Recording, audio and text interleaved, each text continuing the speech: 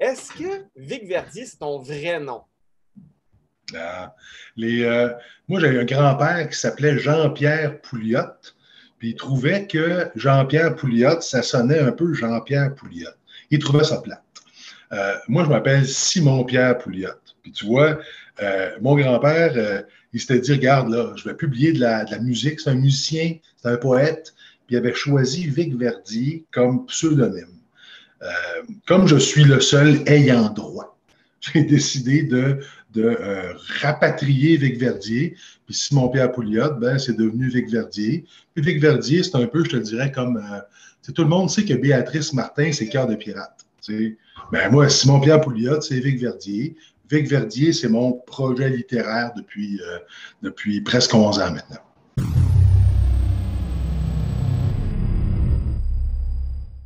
Puis en plus, j'ai des Vic Verdier dans mes histoires. Fait que là, tu as le jeu entre le personnage, l'auteur, la vraie personne. Ça donnait quelque chose pour les entrevues. Là. Il y a déjà 10-11 ans, là, en 2010, quand j'ai lancé les premiers livres. Les mises en abîme intéressantes, là. C'est ça. Puis écoute, moi, personnellement, pour la petite histoire, les Vic Verdier à l'intérieur de mes romans, la vaste majorité du temps, n'aiment pas leur prénom. Okay? Fait que c'est tout le temps des quelque chose Verdier, puis ils coupent ça avec. Puis moi, j'ai vécu ça quand j'étais tica, parce que Simon-Pierre Pouliot, ça faisait un peu péteux, j'étais dans un environnement qui était pas très, ça pardonnait pas beaucoup d'être Simon-Pierre Pouliot. Moi, j'aurais voulu être un Steve, j'aurais voulu être Eric, j'aurais voulu quelque chose de plus, un Joe, ça aurait été bon, ça aurait été excellent, ça. Mais Simon-Pierre, j'ai toujours été Simon. Même dans ma famille, je suis Sim. Fait que j'ai toujours essayé de ramener ça jusqu'à ce que je fasse la paix avec mon nom. Fait que comme par hasard, dans toutes mes affaires, j'ai une de mes personnages qui est Vic Verdier. Son vrai nom, c'est Victoire Verdier. Puis elle trouve que ça fait un peu... elle décide que c'est Vic. Elle aime mieux Vic parce que Vicky, ben, là, elle trouve que ça fait un peu trop fifille. Alors, il y a comme une espèce de... Je m'amuse toujours avec les différents prénoms dans mes romans. Vic Verdier a une carrière très intéressante et variée parce que ceux qui Oui. t'ont lu le savent, tu as publié en plusieurs genres, chez plusieurs éditeurs. Et ça, est-ce que je me trompe, c'est depuis 2010, je crois, que tu publies? Oui, j'ai publié au début, là, j'ai appelé ça finalement de la chiclette de gars.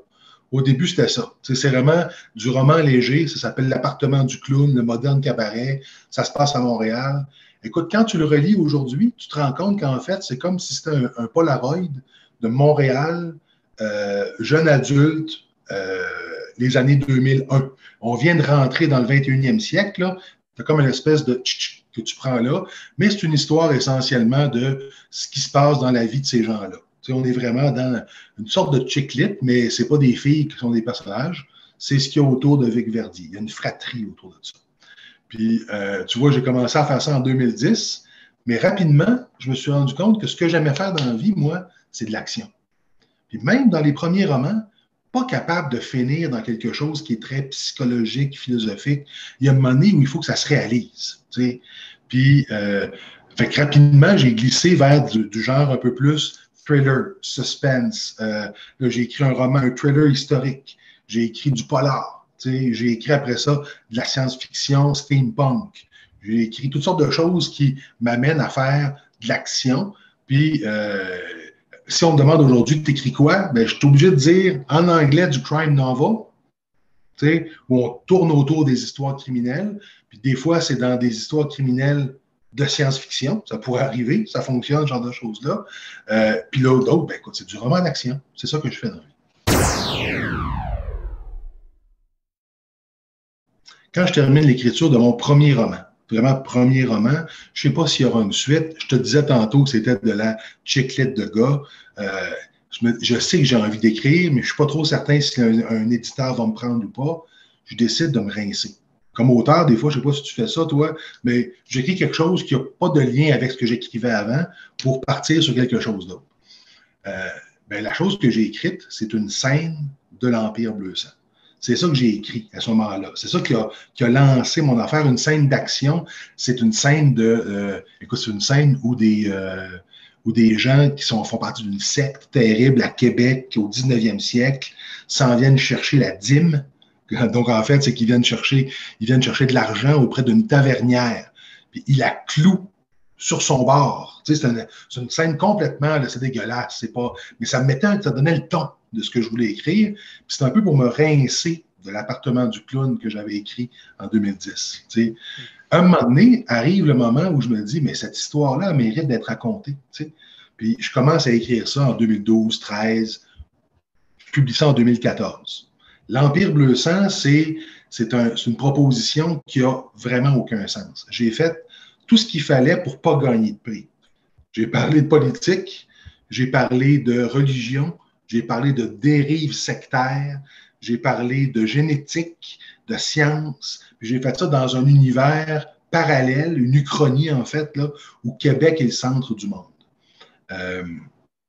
J'ai même pris des noms connus. Tu sais, il y a des Pellado là-dedans, il y a des Duplessis. Tu sais, je suis allé, j'ai tout mélangé ce genre de choses-là pour faire un melting pot où, en fait, Québec, la ville, se trouve à être une cité-État qui est un peu un Gotham City, qui est un peu un métropolis, parce que sous Québec, il y a un immense gisement diamantaire. Donc, à partir du moment où tu as ça qui existe, ben, toute l'histoire américaine n'existe plus. Hein, les Amériques, ça se trouve à être Québec, puis ça gagne. Même quand Darwin s'en va faire son grand voyage, il ne s'en va pas à Londres ou il retourne à Québec, là où l'argent se trouve. T'sais.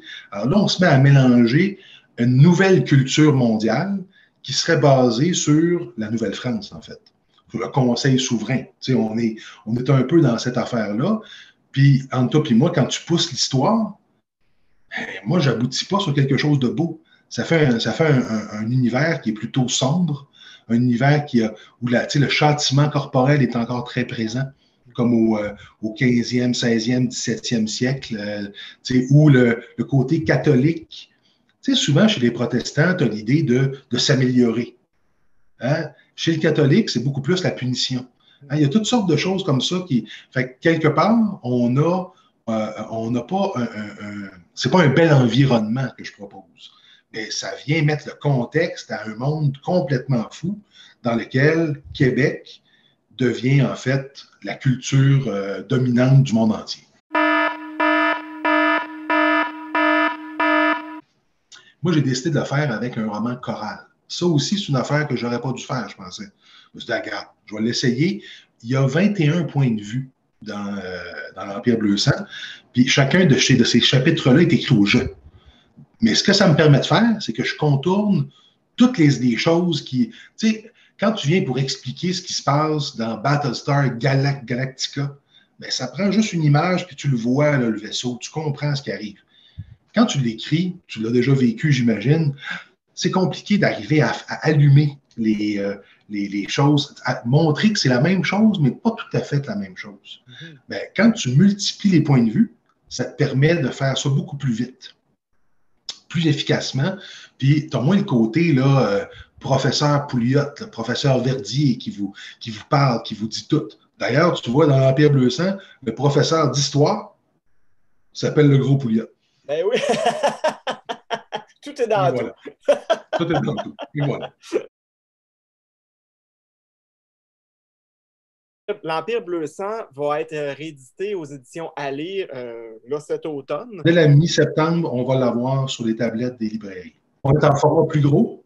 Oui. On a revu la couverture. On a fait une édition définitive, corrigé quelques coquilles, changé quelques éléments, assurer une meilleure cohésion encore. C'est un roman qui était bien fait, mais tu sais comment c'est. Un roman, tu peux toujours l'améliorer un petit peu. Fait qu'on a fait une version définitive. C'est une histoire d'action. Tu sais, c'est une histoire où tu as en fait un Québec et tout d'un coup, on accuse Québec d'être en proie à un grand mal. Comme si, là, l'espèce de... On annonce la déchéance de l'Empire du Québec, tu sais, avec justement une secte, le vrai Messie qui est arrivé, qui dit que lui, tu sais, c'est le nouveau Jésus-Christ, c'est le vrai Messie. Il va rassembler tout le monde. L'Église catholique qui est complètement sans dessus-dessous. Puis on est en train de s'aligner sur un affrontement parce que ça fait des années là, que le vrai Messie est en train d'étendre son pouvoir sur Québec. Puis ce que je vais raconter, ben, c'est le retour d'un certain Victor Notre-Dame qui revient d'exil, puis qui vient essentiellement se venger du Messie. Et c'est-tu vraiment du Messie qui veut se venger? Est-ce que c'est plus que ça? Est-ce que c'est moins que ça? Est-ce que c'est pire que ça? On a toute une histoire là qui est en fait une histoire d'action qui est racontée de plusieurs points de vue. Il y a plusieurs personnes là, qui nous regardent présentement, qui nous écoutent, qui ont sûrement lu des livres dont vous êtes le héros. Gardez le bout intéressant puis enlevez le bout moins intéressant. Le bout moins intéressant, vous vous en rappelez peut-être, c'était de jouer avec des dés, de faire des... Il y avait des monstres là-dedans qu'il fallait se battre, puis tout ça. On enlève tout ça. Mais on donne la possibilité au lecteur de faire des choix. Alors, on est dans une histoire qui est raide, qui est difficile, puis le concept, c'est que le lecteur va avoir 3, 4, 5, 6, 7 versions de la même histoire selon les choix qu'il ou elle va faire. Okay? Jusque-là, c'est simple, mais c'est surtout un super terrain de jeu. Parce que, moi, écoute, j'en ai écrit un premier qui s'appelle Le visage sous le masque, qui est paru l'année dernière. Puis je dois admettre que je ne maîtrisais pas bien les codes encore. C'est un bon roman, mais tu sais, là, à un moment donné, je me suis rendu compte en écrivant que je pouvais faire bien mieux avec la question de savoir qu'est-ce que tu demandes au lecteur, où est-ce que tu l'envoies, c'est quoi les réflexes que tu fais avec les choix. Là, ce que j'ai décidé de faire, c'est de faire vraiment du zombie. Puis là, j'ai dit comme de raison, Vic Verdier fait du zombie, ben ça ne peut pas être du zombie comme d'habitude, parce que j'ai l'habitude, moi, d'écrire juste à côté de ce qu'il faudrait. Exemple concret, quand je fais du polar, normalement, ça prend un détective. C'est un gars, la plupart du temps. Il est divorcé, il est alcoolique, ou il a déjà été, il fume. Hein, c'est souvent ça que tu as comme type de... Là, j'avais décidé, quand j'ai écrit Cochon rôti, mon polar, ben, que le détective, c'est un bleu. C'est quelqu'un qui est un patrouilleur, tu sais, pour m'amener un peu dans le 19-2, si tu veux. Tu sais. Fait que là, quand j'ai décidé de faire du zombie, tu t'attends à quoi? Tu as deux choix. Ça se passe soit en ville, vraiment, là, ville, ou ça se passe vraiment rural. Tu sais.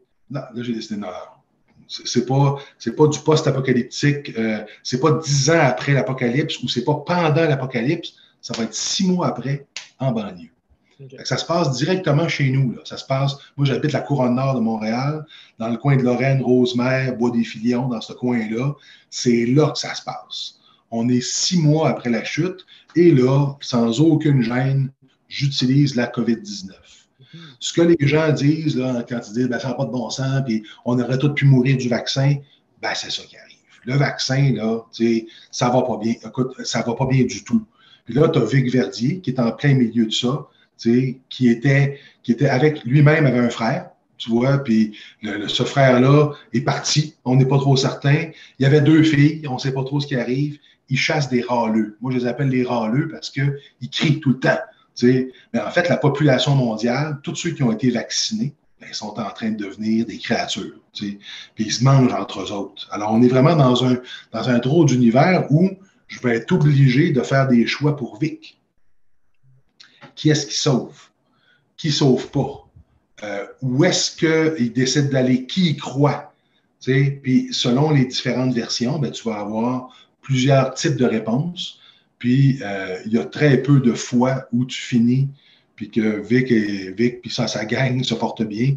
La vaste majorité du temps, ça a très mal été. Ce qui est important, c'est de mettre le lecteur devant des choix difficiles.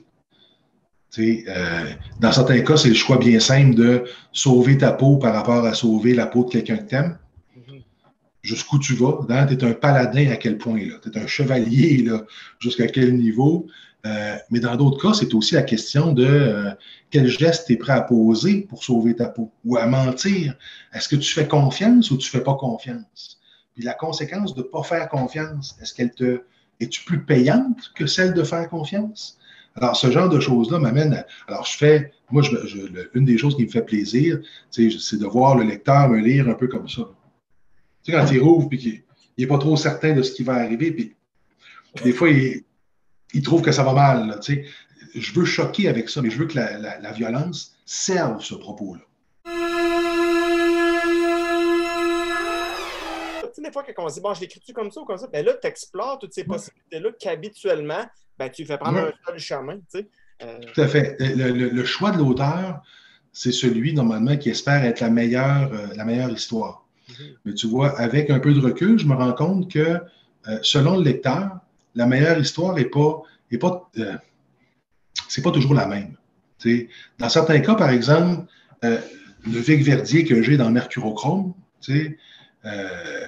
Mercurochrome parce que tous ceux qui sont immunisés ont fait un petit test.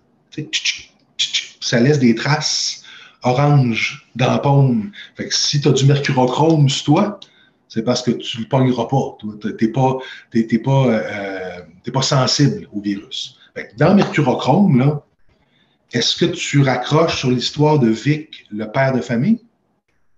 De Vic, celui qui a perdu sa femme, puis peut-être qu'il voudrait encore être amoureux dans un monde où c'est l'apocalypse, là, il ne reste plus rien. Est-ce que tu tripes parce que tu aimes Vic, le guerrier, là, celui qui décide qu'il va faire le ménage de tous les râleux qui est autour de lui? C'est quoi l'aspect du roman que tu préfères le plus? Bien, selon les différentes histoires que je raconte, tu as plusieurs versions de ce Vic-là.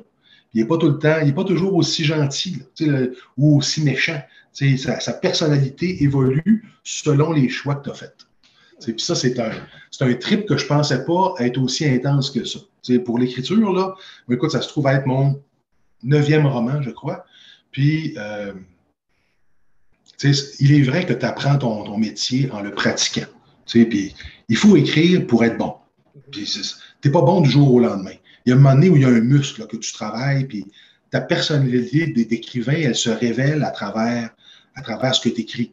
Il y a des choses qui te suivent, mais il y a d'autres affaires qui évoluent. Puis quand tu travailles avec un roman dont vous êtes la victime, donc un roman interactif, c'est comme si ça te forçait à faire travailler des muscles d'écrivain que tu n'as pas toujours fait travailler. Puis des fois, de même frustrer ton lecteur, d'arriver à quelque chose où il pense être parti sur une lancée, puis... Mais j'ai 2 super beaux trips pour cet automne. Des affaires qui... je pense qu'il n'y a pas tant de monde que ça qui ont lu l'Empire Bleu Sang malgré son prix. Là, j'espère que plus de monde vont pouvoir le lire, puis dans une version plus aboutie encore. Puis deuxièmement, tu as la folie de faire des choix de lecteur. Donc, un peu plus de travail, mais franchement, je pense que c'est un bon roman. C'est un beau roman qui travaille, qui est vraiment porté par le dialogue, par l'action. Moi, c'est beaucoup ça, là. Qu'est-ce que les gens se disent et qu'est-ce que les personnages font? Merci beaucoup, Vic. Alors, on va surveiller ça. L'Empire Bleu Sang chez à lire en septembre et Mercurochrome chez ADA en octobre. Alors, 2 romans remplis d'action. Remplis d'action, juste avant l'Halloween, gâtez-vous.